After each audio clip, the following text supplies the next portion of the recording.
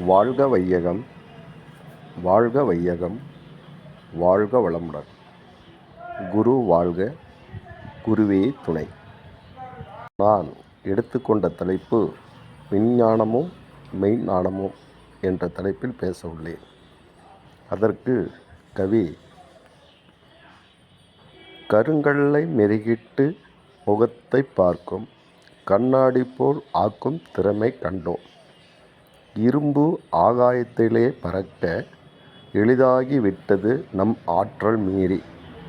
வருங்கால வாழ்விற்கு கேடளிக்கும் வகை வகையாம் போர்க்கருவி பெருக்கி கொண்டோம். நெருங்கி வரும் பேரழிவை தடுக்க ஆன்மநிலை அறிந்து வாழ்கின்ற புதுமை காண்போம் என்றார் நம் குரு ஆசான் மகரிஷி அவர்கள். நாம் முதலில் விஞ்ஞானத்தை பற்றி தெரிந்து கொள்வதற்கு முன் மெய்ஞானத்தை உணர வேண்டும். நம் உள்ளே, நம் உடலுக்குள்ளே இயங்கிக் கொண்டிருக்கும் அனைத்தும் இந்த இறைநிலையின் கோட்பாடு. நமக்கு வகுத்தளித்த ஆசான் வேதாத்திரிய தத்துவம் என்பதை உணர்ந்து விண்பற்றிய அறிவு விண்ணறிவு. மனிதனின் 6வது அறிவு எல்லாவற்றையும் அறியக்கூடியதாக உள்ளது. விண்ணால் ஆக்கப்பட்ட அனைத்தையும் தனது அறிவின் திறன் கொண்டு பயன்படுத்துகிறான் மனிதன். அவையே விஞ்ஞானம் என நாம் எண்ணுகிறோம்.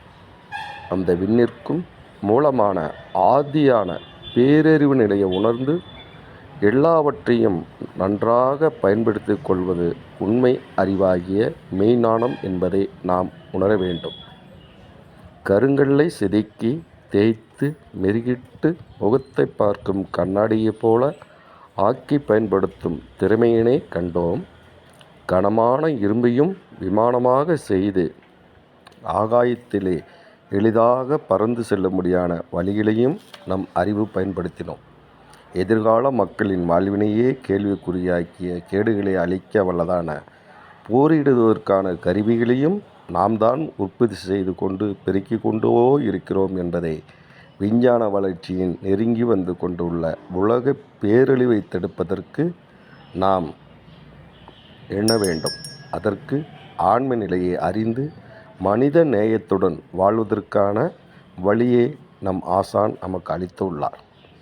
இருட்டில் கூட துலாபாரமாக பொருட்களை விளக்கு காட்டுவதால் விளக்கு என்று வார்த்தையால் ஒளிவீசும் கருவியை கூறுகிறோம்.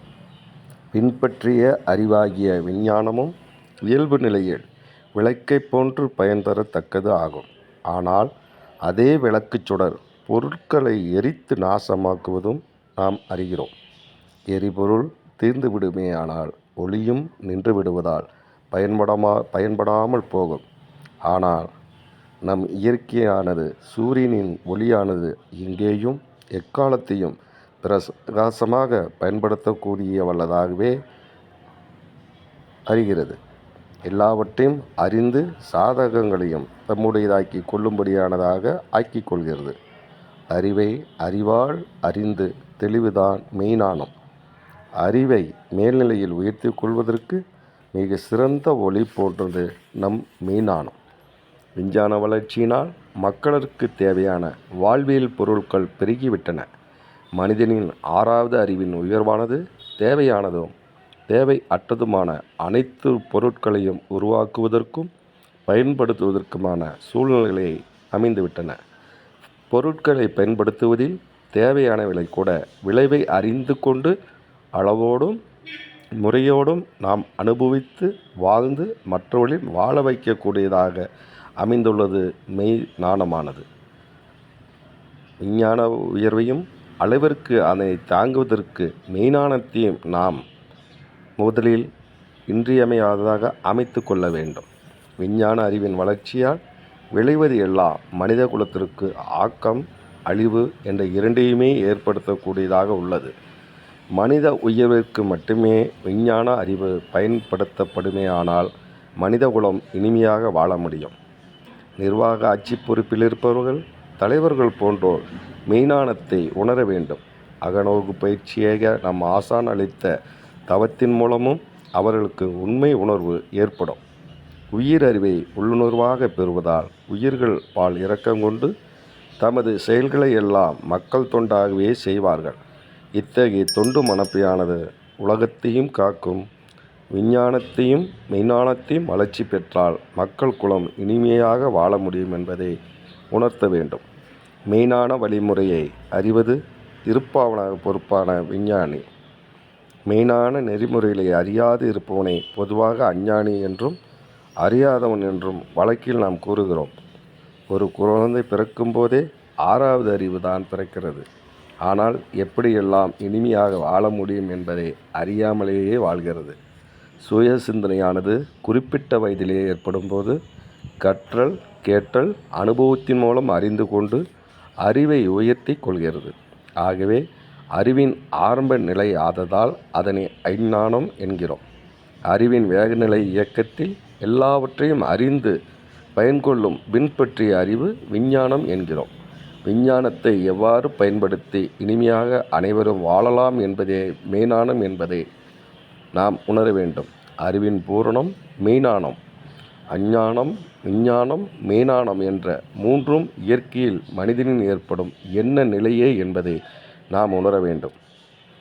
விண்பற்றிய அறிவாகிய விஞ்ஞானம் உயர்வடைந்து மனிதர்கள் விண்பற்றியும் விண்ணிற்கு மூலமான வெளிப்பற்றியும் உணர்ந்து விட்டீர்களானால் பாமரத்தானாகிய அஞ்ஞானம் மக்களிடம் மறைந்து விடும். தெய்வீகமாகிய அன்பு எனும் அருளும் கருணையான செயல்களுமாக நில உலகில் பொங்கி பூரித்து மெய்ஞான ஒளி வீசும் என்பதை அவையே இறைநிலையாகி மெய்யெனும் உண்மையும் அதனுடைய இயக்கமே உயிராகவும் இயக்கத்தால் பெறும் அனுபவங்கள் அறிவாக மனிதனில் இருப்பதையும் உணர்த்த வேண்டும். மனிதன் எல்லா மனிதரிலும் ஜீவ இனங்களிலும் ஜட பொருட்களிலும் உணர்வான்.